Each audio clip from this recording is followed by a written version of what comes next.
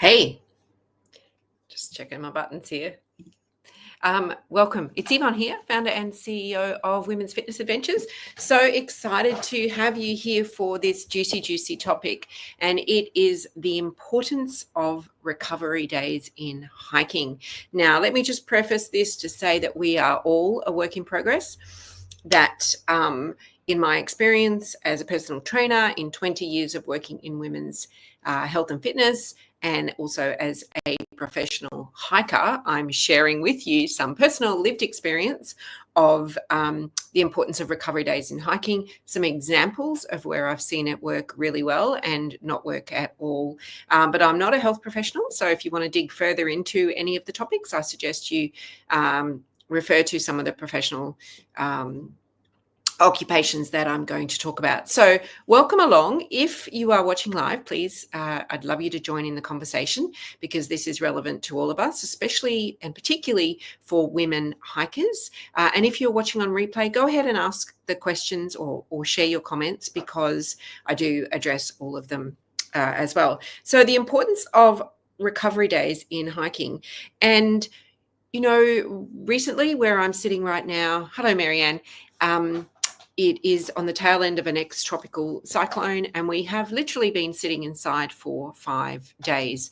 And yes, we can do some exercise live, on our computers or recorded, but getting outside was a challenge, and definitely going into any, wilderness location was really not possible. It was not safe, but also not possible as well, and not necessary when it's that type of environment. So it was a forced recovery. And let me say, I actually feel really good. And I know that many of you watching were in that space of the weather hazard, and how has that forced recovery made you feel? So sometimes we're, like this current situation, forced into recovery where we literally are stuck inside and can't go places, and might do, some yoga, some stretching, some online classes, or have a treadmill or something like that we use. Or we have recovery when we go into taper. So that's in our last couple of weeks before we're heading off on a major hike, or if we're doing a run or something like that. So when we feel compelled, though, to hike all the time, and you put this in the running space or any sort of sport where we feel compelled to do that all the time, where if we feel we're not doing it, then we're not going to be successful in what we do, then we really need to think about, have we still got the joy to do that, or is there something else that's motivating us along, and we're not having this balanced approach to our hiking? And I say that because that helps factor in why the importance of recovery days in hiking and our hiking training is so important. So hello, Marie from Noosa, Patricia from Bribie, Lynn from Benora Point, Alethea from South Coast of New South Wales. You're getting that weather system, I think. Louise from Jimboomba, and Sue from Geelong. Hello, everyone. Welcome along. So what is recovery, though? And if you are someone who isn't sure what recovery is in your hiking training preparation, or is someone who doesn't do recovery or always factors it in, please let me know in the comments. And if you have a story you want to share, please go ahead. But recovery is the process that allows our body to strengthen and repair itself in between our workouts or in between our hikes. And it is really important to prevent injury and improve our hiking fitness as well. So let me share a little personal story. Some of you who do the online trail fit training with me will know I've alluded to parts of this from time to time. So I've been hiking, I guess, professionally for, 12, 13 years now, where it is my full-time job to be a hiker. And my body is holding up really well, because I've been training it for my whole 5, nearly 6 decades of being alive. I've always been into that fitness space in some way, form or another. But over the past, I would say maybe 18 months, my load has been progressively getting a little bit heavier, or the workload that I've been doing has been getting a little bit more. And what that means is that I haven't been allowing myself the rest days or the recovery days, but also those strength days and those stretch days in between to to even out the volume of hiking that I've been doing. So what that means is that I'm prone to injury, but I'm also prone to some bone stress and things like that. So if that sounds like you, then please listen on. The other thing for those of you who don't know is that I don't eat enough. I'm telling you all my stories here. I try to, but I generally don't tend to, due to some other health issues, get enough calories in the day. So that doesn't help with the bone stress. Not that I have bone stress, but it doesn't help in getting to that space. So you can see how quickly and easily we can get to that space with our bodies where we need to factor in time for recovery. So in my personal story, I'm seeing a strength and conditioning physiotherapist who is restructuring my workload to make sure that those rest and recovery days, or active recovery versus passive recovery, which I'm going to talk about in a moment, are actually built and baked into my my week load. Now, I share that because I know that some in our community, we feel that we have to just focus on the hiking only, or we can't have a rest day, or we don't build in strength, or we don't build in, the stretch, or just the absolute do nothing.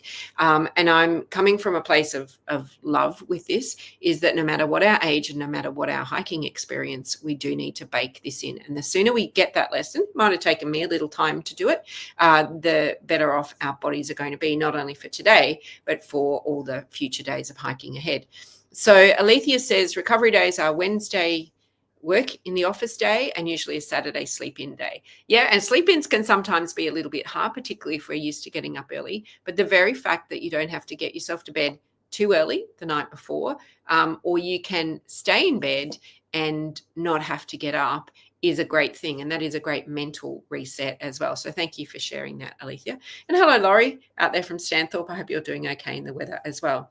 So why do we need rest? And there's a couple of benefits of rest, but it's physiological. We need our muscles to repair when we rest. So some of you would know that when we do a workout, when we do some exercise for the first time, or a different type of exercise, or perhaps a different trail to what we normally do, and perhaps in all of our training, our walking training, where we get up and walk around our suburb and do that maybe a couple of times a week, or our property, or whatever it might be, or we go on the trail, we might do the same one over and over again. So our body gets very conditioned to that. But when we put ourselves into a different situation where we might do some strength exercises, for example, trail fit training, or you go to the gym and your PT gives you a different program, or you try a different exercise class, or we try a different trail, then we're putting our muscles in a different situation, and we might find that they're sore the next day or the day after. Now, that is a really good thing. It's not something to be feared. Sore muscles means that we've reminded the body that those muscles are there, but secondly, that those muscles are now getting a workout and they're doing what they're supposed to do. So when we recruit all the muscles that are doing what they're supposed to do, then the body works more efficiently, and those niggles and little fiddly bits that we think about when hiking, oh, my knee, is that my knee, or my shoulder, or my glute, is something sore there? When we've recruited the right muscles, they work in the right space.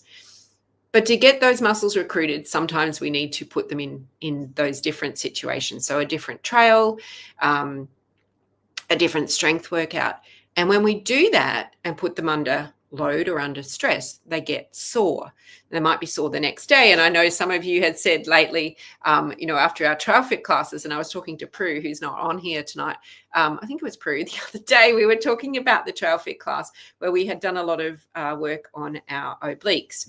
And I said to her, I was super sore after teaching that, and she was too, because we hadn't used our obliques.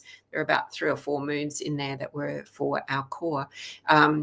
And we were super sore for that. So that's called DOMS, that delayed onset muscle soreness, that comes a day or two after you've done something that's using muscles that we haven't used in a little while. So when we rest, when we sleep, that's when our body starts to repair. You were sore too, Alethea. Yeah, that's when our body starts to repair. So to slightly tear the muscles is awesome. That DOMS is what we want.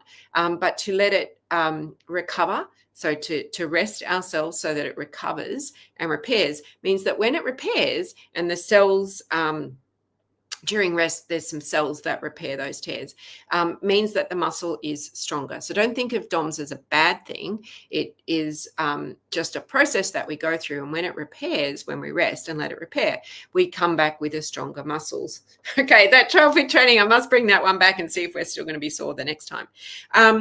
But what also happens is that when we rest, our nervous system resets itself as well. So when we put lots of physical stress on our body, not to mention the mental stress, but the physical stress, we can feel really really tired in our thought processes, really tired in our just our mental fatigue, our decision making.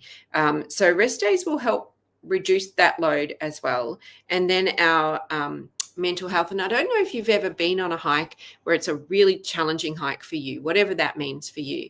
And at the end of the day, you come home feeling fabulous, but absolutely wiped out. And you feel not just physically tired, but you feel that you are drained from that hike in a really, really lovely way. But the next day feel really still wiped out. And that's also when we need to rest, that we want to not feel in our training in particular that having to get up the next day and the next day and the next day and feeling that burnout of I've just got to keep going, and the joy starts to disappear. So rest days are really good for our mental health as well, so that we maintain and love and appreciate the joy of hiking, for today and all the days to come ahead. So I'm just going to share this quote from Leonie here. Comment: "Hi, Leonie from Gympie. I haven't hiked for 2 weekends as I needed recovery. I am in tune with what my body needs, and I never feel guilty of stopping to rest." Absolutely. I'm right there with you, Leonie, and I haven't hiked for probably 2 weeks now, and I certainly haven't done any of my running in a significant way for about 5 weeks now, because my body was literally telling me that I needed to do some rest time. But this psychological or physiological benefits of rest from hiking or from our physical activity, but also, in all areas of life, this rest, not saying we need to rest all the time and that every day should have heaps of rest in it, but just knowing this nice rhythm and flow of our bodies helps in every aspect of our life as well. And hello, Karen. But what happens when we rest? What's the science behind when we rest? And that might help you start to bake into your week, a little bit more rest or a little bit more consideration for it. And certainly one of the things I'm doing with my strength and conditioning physio is because my week is very full, but it varies week by week. Some weeks, as you know, I'm here, and other weeks I'm hiking, or I might be off to a different running event or doing a speaking gig or something like that, that I am literally working with her on a week by week basis of what my week looks like for my physical activity. And I challenge you, if you're not doing that, to just take a look as you plan your week and all the things that are in it. Sometimes less is more, and taking some of the stuff out of our week to give us opportunity for rest will make space for us to be more efficient with our hiking or have more energy when we go hiking as well. So what happens when we rest? What happens to to our bodies when we rest? Is that we have a reduction in inflammation. So when we start to exercise, our body starts to get on high alert, which is a good thing. We need this.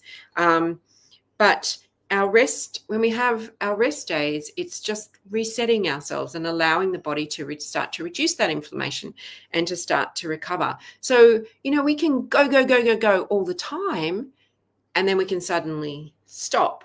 And then go all the time. So imagine if we were to have this nice rhythm and flow where we go and we rest and we go and we rest. And suddenly that threshold for what we can do and how we rest, we have this really nice yin and yang of how it works in reducing our inflammation and really feeling good within our bodies.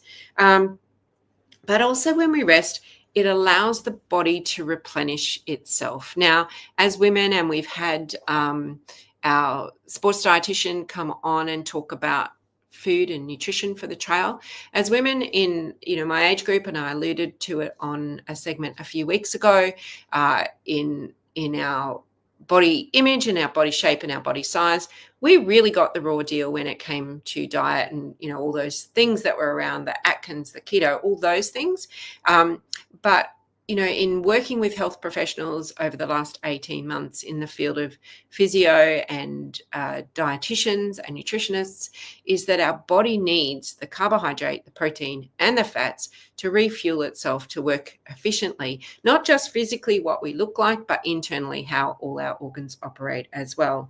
So one of the things that I was chatting with a dietitian about in the last week or so was that women have a shorter window of recovery for how we refuel our bodies than men do post exercise. So, we need that protein and to repair the muscles, and we need the carbohydrate to replenish the glycogen stores as well. So, at a cellular level, forget about what we physically look like externally. At a cellular level, to repair those cells, this is the type of stuff that we need to be considerate of putting into our body. And as women, we will tend to shy away from, having sandwiches at lunch and pasta or rice or grains because of the perceived carbs are putting, those calories that we don't want onto our body. But think about ourselves as a cellular level and how this resting and recovery will actually make us better hikers.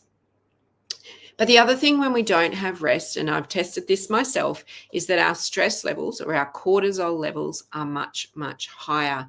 And we know, if you've ever listened to our masterclass when we talk about menopause, is that hiking does put our body under stress. So when we are under stress, we can increase our cortisol level, which is the stress hormone, and that increases during exercise. So when we get the right amount of rest, that we're not always at this high activity level, when we get the right amount of rest, we are literally letting our bodies repair, and that immune system actually becomes stronger as well. So I'm doing lots of talking, and I'd love to hear some personal stories if you have them, or if this is resonating with you or not, and if you have any questions as well. So please chime in and ask the questions as we go. So, I have this theory that, we can operate at a certain level for a long period of time. And as women, we are really good at that. We're really good at multitasking. We're really good at operating at this high level for a lot of the time. And then suddenly we might go on holidays and relax, and then all of a sudden we get sick. And so what happens is that we are go, go, go all the time, and then we rest, or rest would be the word, and our immune system is low and we get sick. So what would happen, what would be a good thing, is if we were to just go, go, go, go, recover, go, go, recover, and then maybe go, recover, go, recover, go, recover. Would that make a difference? Would that mean that we could, a bit like the tortoise and the hare, where we could find that natural rhythm that works well and helps us excel at hikers without bordering on the edge of injury or fatigue or burnout all the time? And I have seen it. I have seen some, people on different hikes all over the world that I've been on, some ours and some other hikes I've been on, where people will train their little hearts out and get to the last 2 weeks and just do something that's part of their normal 2 weeks before they go, their normal rhythm, and, suddenly fall over on their footpath and, hurt themselves and not able to go because they've been go, go, go, go, go, not baking in those rest days all the time. Now, people say to me when we put out our training plan, that looks pretty intense. That looks quite hard. What do I need to do a 4-hour training hike in the lead up to before I go? Is because those training plans that we supply as part of our multi-day adventures are designed to bake in the rest. You build the week around them. They're designed to bake in the rest so that when you go on that multi-day hike and it's 7 days or it's 5 days or it's 3 days, whatever, is your version of a multi-day hike, that you have trained your body to adapt to that experience for that period of time. And that is not sustained. I'm hiking 7 days for the rest of every day for the rest of my life. It is for that period of time. So we build the body up, we let it get to the peak training so that it doesn't stay on there for particularly long, so the body doesn't fatigue, so we don't get burnout, so we don't overload too much. and then we let it taper, so that when you get to that point on the adventure of hiking for consecutive days, and some days, sometimes depending what hike you choose and where you go in the world, there isn't a whole lot of rest time, but your body has been trained to adapt to that, and then afterwards you bake in the rest. There's a reason people who run marathons are into forced rest for several weeks afterwards, because the intensity on the body means they need to repair themselves. Those people who can run multiple ones in a week, there's something very special about them. So how do we do recovery? I'm not telling you to sit on the couch, although that's a nice thing to do from time to time, especially when the weather is sour, but there's only so much TV that you can watch or books that you can read. So there's active recovery and passive recovery. And for those of you that have been on one of our multi-day hikes, you'll know that we bake that in and we ask you to do that. And those passive recovery days can be on days, as like Alethea said, where she's at work one day and all day, and it may mean that you don't get many steps in and that you are sitting at your desk. You're still using your brain, you're still using, that mental capacity, you're still needing hydration to, fuel that concentration, but physically you're letting your body recharge. Sleep is a really big part of recovery, and I know that there's many of us that could be part of the 3 a.m. club. That could be part of the 3 a.m. club where our sleep is interrupted. But sleep and resting, just the physical act of laying the body down, for lengthy periods, whether you have closed eyes and asleep or not, is all about this repair stuff. There's a whole lot of stuff that goes on when we do that we can't see. What we can see is only our exterior, and we forget, we judge or look at ourselves by our exterior, not really understanding, because most of us, aren't in that profession, of what really goes on inside the body to keep us moving and to keep us, functioning as we should. So active recovery is some low intensity workouts. It could be your normal walk around the block. It could be some gentle stretching. It could be yoga, anything that just keeps that blood flow going to the muscles. It'll also help reduce the muscle soreness and speed up any metabolic waste that's happened during that intense activity. So it's kind of like shaking it all out. But there's also passive recovery. When I said before that you just feel so worn out, elated but worn out after a hike. And, it really does involve no physical activity. And I was like that a couple of weeks ago. There's a lot going on in my world, and physically I've got, as I said, some, things I'm working on in my health in the background. And I went to the physio and said, every single part of my body is sore. I had taught some of those workouts and I was sore, which is great. But I had been doing a whole lot of other stuff and I was physically sore, and I was starting to, probably get to burnout stage. And she said, you need to rest, just stop doing a whole lot of other stuff. Let's just restructure this week. And you know what? It's made a huge difference. So if you're sitting there thinking, why is Yvonne telling me all this? This doesn't apply to me. It does. It does. I'm sharing my story because I can be the experiment of, going before you, forging that path, and suggesting that, those recovery days, the total passive ones and the active ones, are really important. Now, go all the time is not just physical go. It is also, all the other things that we do as women as well. So, please take note of that, because, we don't want any of you who love the joy of hiking to have that burnout. So let me just check in. We've got Karen from Woody Point, Dry and Power, Heather from Melbourne, Alison from Adelaide, and Kim made it live today, but on the couch, and that's perfectly okay. But how do you know whether active or passive recovery? You'll know. It's like, well, it's a recovery day. I actually don't feel like doing anything. Check in whether that is just your body telling you, I don't feel like doing anything, or it is your brain going, I couldn't be bothered. Just check, because there's a big difference. Lynn says here, it is amazing how good you feel after a rest day. Absolutely, Lynn, absolutely.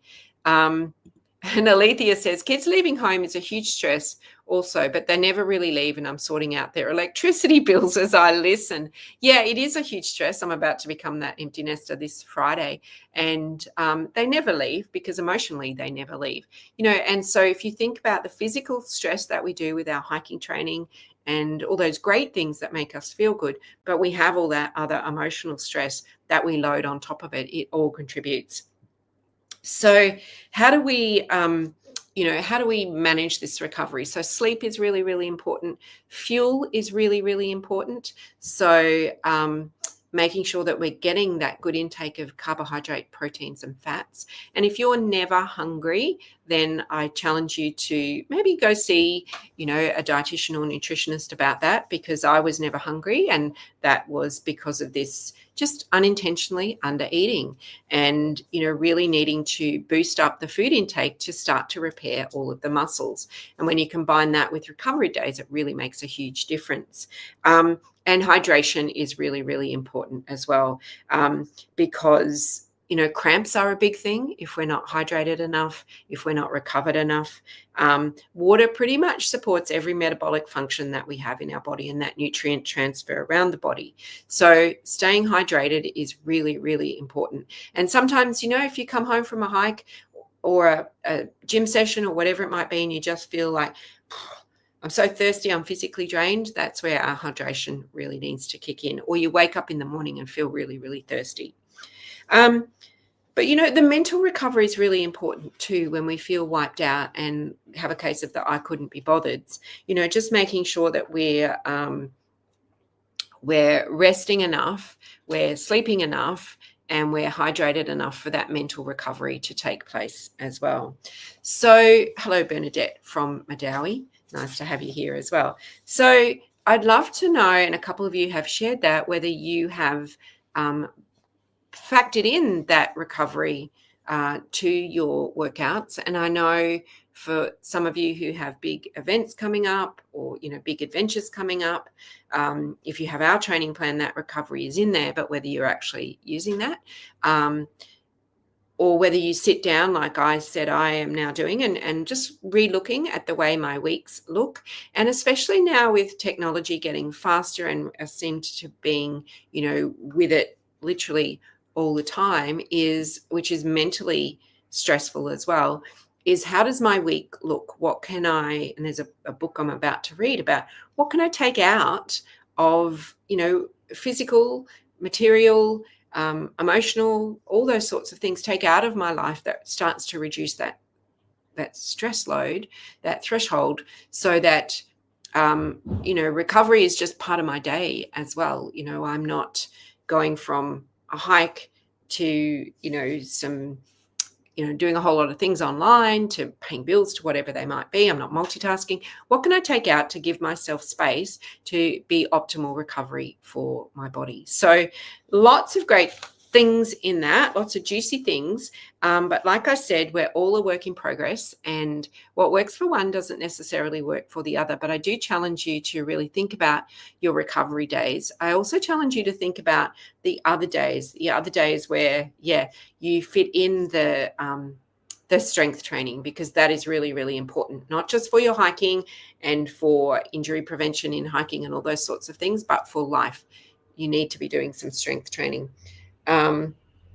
Also factoring in, enough food, enough nutrition, enough fun things, laughing, social things as well, to make sure that those recovery days are all very balanced. So just going to sign off with Leonie's comment here is, I've had a leg massage this week and also a lovely mineral salts bath. Yeah, feel ready to hit the trails this weekend. I'm with you, Leonie. I had one of those about 2 weekends ago for 2 days in a row, and it was just fantastic, and it really did help. And, just a little bit of yoga, a little bit of stretching, does go and make a huge difference. And even some self-directed away time from devices makes a big difference as well. So on that note, Lynn says, awesome topic, Yvonne, so informative. We are all a little guilty. Absolutely we are, and we're all a work in progress. But if you take one thing away from this, remember, we are all a work in progress, and just a little bit of that, for want of much better words, self-care about recovery for ourselves makes for much better hiking on the trail. So until next time, thanks for joining, and I'll catch you then. Bye.